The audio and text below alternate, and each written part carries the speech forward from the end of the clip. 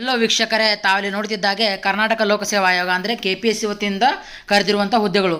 ಇವು ಹುದ್ದೆಗಳು ಬಂದುಬಿಟ್ಟು ಕೆಲವು ತಿಂಗಳ ಮುಂಚೆನೇ ಕಾಲ್ಫಾರ್ಮ್ ಆಗಿದ್ದು. ಬಟ್ ಅದು ಬಂದುಬಿಟ್ಟು ಇವಾಗ ಗ್ರೂಪ್ ಬಿ ನೇಮಕಾತಿಗೆ ಏಪ್ರಿಲ್ 2024ರಲ್ಲಿ ಅರ್ಜಿ ಆಹ್ವಾನಿಸಲಾಗಿತ್ತು ಅಂತ ಹೇಳಿದ್ದಾರೆ.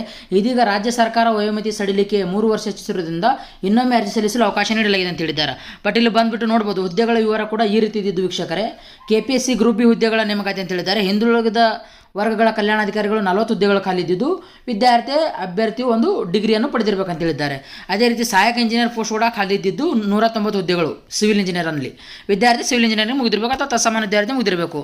ಮೂರನೇ ಬಂದುಬಿಟ್ಟು ಭೂ ದಾಖಲೆಗಳ ಸಹಾಯಕ ನಿರ್ದೇಶಕರು 27 ಹುದ್ದೆಗಳು ಖಾಲಿದ್ದು, ಇದಕ್ಕೆ ಬಂದುಬಿಟ್ಟು ಸಿವಿಲ್ ಇಂಜಿನಿಯರಿಂಗ್ ಮುಗಿದಿರಬೇಕು ವಿದ್ಯಾರ್ಥಿ ನಮ್ಮದು. ಸೊ 4ನೇ ಹುದ್ದೆ ವೀಕ್ಷಕರೇ, ಸಹಾಯಕ ನಿರ್ದೇಶಕರು 23 ಹುದ್ದೆಗಳು.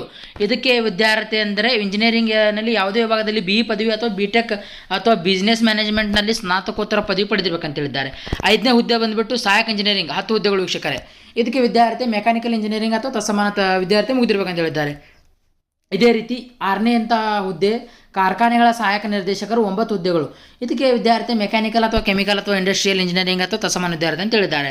ಸೊ ಬಂದುಬಿಟ್ಟು ಇಲ್ಲಿ ನೋಡ್ಕೋಬೋದು ವೀಕ್ಷಕರು, ತಮಗೆ ಸ್ಕ್ರೀನ್ ಮೇಲೆ ಕಾಣ್ತಾ ಇದ್ದಾಗೆ 7ನೇ ಹುದ್ದೆ ಬ್ಲಾಯರುಗಳ ಸಹಾಯಕ ನಿರ್ದೇಶಕರು 3 ಹುದ್ದೆಗಳು. ವಿದ್ಯಾರ್ಥಿ ಹುದ್ದೆಗೆ ಸಂಬಂಧಿಸಿದ ವಿಷಯದಲ್ಲಿ ಇಂಜಿನಿಯರಿಂಗ್ ಪದವಿ ಪಡೆದಿರಬೇಕಂತ ಹೇಳಿದ್ದಾರೆ. 8ನೇದಾಗಿ ಭೂ ವಿಜ್ಞಾನಿ ಹುದ್ದೆ 25 ಹುದ್ದೆಗಳು ಖಾಲಿ ಇವೆ ವೀಕ್ಷಕರೇ. ವಿದ್ಯಾರ್ಥಿ ಬಂದುಬಿಟ್ಟು ಹುದ್ದೆಗೆ ಸಂಬಂಧಿಸಿದ ವಿಷಯದಲ್ಲಿ MSc ಪದವಿ ಪಡೆದಿರಬೇಕು ಅಂತ ಹೇಳಿದ್ದಾರೆ. ಒಟ್ಟು ಹುದ್ದೆಗಳು ಬಂದುಬಿಟ್ಟು 377 ಹುದ್ದೆಗಳು ವೀಕ್ಷಕರೇ. ಉಳಿಕೆ ರೂಲ್ ಅಂದರೆ 400 HK ಅಂದರೆ 277 ಹುದ್ದೆಗಳು ಖಾಲಿದ್ದು, ಮತ್ತು HKಯಲ್ಲಿ 50 ಹುದ್ದೆಗಳು ಖಾಲಿದ್ದು. ಕಲ್ಯಾಣ ಕರ್ನಾಟಕದಲ್ಲಿ 50 ಹುದ್ದೆಗಳು ಖಾಲಿ ಇವೆ. ವಯಸ್ಸಿನ ಮಿತಿ ಕೂಡ ಸಾಮಾನ್ಯ ವರ್ಗದವರಿಗೆ 18 ವರ್ಷದಿಂದ 38 ವರ್ಷದ ಮಿತಿ ಅಂತ ಹೇಳಿದ್ದಾರೆ. ಮತ್ತು ಬಂದುಬಿಟ್ಟು SC ST ಕ್ಯಾಟಗಿರಿ 1 ಅವರಿಗೆಲ್ಲ ಏಜ್ ಲಿಮಿಟೆಡ್ ಕೂಡ ಇದ್ದಿರುತ್ತೆ, ಏಜ್ ಎಕ್ಸ್ಟೆನ್ಷನ್ ಕೂಡ ಇದ್ದಿರುತ್ತೆ. ಸೊ ಅದೇ ರೀತಿ ಬಂದುಬಿಟ್ಟು ಇವಾಗ ಎಲ್ಲ ಅಭ್ಯರ್ಥಿಗಳಿಗೆ 3 ವರ್ಷ ವಯೋಮಿತಿ ಸಡಿಲಿಕೆಯನ್ನು ಇಟ್ಟಿರುತ್ತಾರೆ ನಮ್ಮ ಕರ್ನಾಟಕ ಸರ್ಕಾರದ ವತಿಯಿಂದ. ಸೊ ಇದು ಬಂದುಬಿಟ್ಟು ಇವಾಗ 38 ವರ್ಷ ಆಗಿದೆ. ಅರ್ಜಿ ಶುಲ್ಕ ಬಂದುಬಿಟ್ಟು 300 ರೂಪಾಯಿ ಸಾಮಾನ್ಯ ಅಭ್ಯರ್ಥಿಗಳಿಗೆ.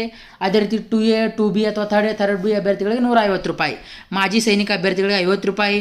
ಅದೇ ರೀತಿ SC ST ಅದು ಪರಿಶಿಷ್ಟ ಜಾತಿ ಪರಿಶಿಷ್ಟ ಪಂಗಡ ಅಭ್ಯರ್ಥಿಗಳಿಗೆ ಯಾವುದೇ ರೀತಿಯಾದಂಥ ಅರ್ಜಿ ಶುಲ್ಕ ಇರುವುದಿಲ್ಲ.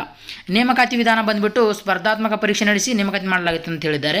ಸೊ ಅರ್ಜಿ ಸಲ್ಲಿಸುವ ವಿಧಾನ ಬಂದುಬಿಟ್ಟು ವೆಬ್ಸೈಟ್ ಮೂಲಕನೇ ತಾವು ಅರ್ಜಿ ಸಲ್ಲಿಸಬಹುದು. ಸೊ ವೆಬ್ಸೈಟ್ ಲಿಂಕ್ ಕೂಡ ನಾನು ಡಿಸ್ಕ್ರಿಪ್ಷನಲ್ಲಿ ಕೊಟ್ಟಿರ್ತೀನಿ, ತಾವು ಅಲ್ಲಿ ಹೋಗಿ ಕೂಡ ಅರ್ಜಿಯನ್ನು ಸಲ್ಲಿಸಬಹುದು. ಅರ್ಜಿ ಸಲ್ಲಿಸಲು ಪ್ರಾರಂಭದ ದಿನಾಂಕ 21 ಸೆಪ್ಟೆಂಬರ್ ವೀಕ್ಷಕರೇ, ಇದೀಗ ತಾನೇ ಸ್ಟಾರ್ಟ್ ಆಗಿದ್ದು. ಕೊನೆಯ ದಿನಾಂಕ 5 ಅಕ್ಟೋಬರ್ ಅಂತ ಹೇಳಿದ್ದಾರೆ. ಅಲ್ಲಿವರೆಗೆ ತಾವು ಅಪ್ಲಿಕೇಶನ್ ಸಲ್ಲಿಸಬಹುದು. ಸೊ ಅಧಿಸೂಚನೆ ಲಿಂಕ್ ಕೂಡ ಇಲ್ಲಿ ಕೊಟ್ಟಿದ್ದಾರೆ. ನಾನು ಡಿಸ್ಕ್ರಿಪ್ಷನಲ್ಲಿ ಕೂಡ ನೋಟಿಫಿಕೇಶನ್ ಲಿಂಕ್ ಕೂಡ ಕೊಟ್ಟಿರ್ತೀನಿ, ತಾವು ಅಲ್ಲಿ ಹೋಗಿ ಕೂಡ ಚೆಕ್ಔಟ್ ಮಾಡ್ಕೋಬೋದು. RPC ನೋಟಿಫಿಕೇಶನ್ ಲಿಂಕ್ ಕೂಡ ಕೊಟ್ಟಿರ್ತೀನಿ, HK ನೋಟಿಫಿಕೇಶನ್ ಲಿಂಕ್ ಕೂಡ ಕೊಟ್ಟಿರ್ತೀನಿ, ತಾವು ಅಲ್ಲಿ ಚೆಕ್ಔಟ್ ಮಾಡ್ಕೋಬೋದು. ಇಲ್ಲ ಅಂದರೆ ವೆಬ್ಸೈಟ್ ಲಿಂಕ್ ಕೂಡ ಡಿಸ್ಕ್ರಿಪ್ಷನಲ್ಲಿ ಇದ್ದಿರುತ್ತೆ. ಇಲ್ಲಾಂದರೆ ನಾನು ಇಲ್ಲಿ ಸ್ಕ್ರೀನ್ ಮೇಲೆ ತೋರಿಸಿದಾಗೆ ಇದೇ ಕ್ರೋಮ್ ಬ್ರೌಸರಲ್ಲಿ ಅಥವಾ ಯಾವುದೇ ತಾವು ಸರ್ಚ್ ಬ್ರೌಸರಲ್ಲಿ ಸರ್ಚ್ ಮಾಡಿ ಅಪ್ಲಿಕೇಶನನ್ನು ಹಾಕ್ಬೋದು ವೀಕ್ಷಕರೇ. ಅರ್ಜಿ ಸಲ್ಲಿಸುವ ಮುನ್ನ ಸಂಪೂರ್ಣವಾದ ವಿವರಗಳನ್ನು ಓದಿ ಸ್ಪಷ್ಟವಾಗಿ ಅರ್ಥಿಸಿಕೊಂಡ ನಂತರ ಅರ್ಜಿ ಸಲ್ಲಿಸತಕ್ಕಂತೇಳಿ ನಮ್ಮ ಕರ್ನಾಟಕ ಸರ್ಕಾರ ಸ್ಪಷ್ಟನೆ ಪಡಿಸಿದೆ ವೀಕ್ಷಕರೇ. ತಾವು ಇನ್ನೂವರೆಗೆ ನಮ್ಮ ಚಾನಲನ್ನು ಸಬ್ಸ್ಕ್ರೈಬ್ ಮಾಡಿಲ್ಲ ಅಂದರೆ ಪ್ಲೀಸ್ ಬೇಗನೆ ಸಬ್ಸ್ಕ್ರೈಬ್ ಮಾಡಿಕೊಳ್ಳಿ.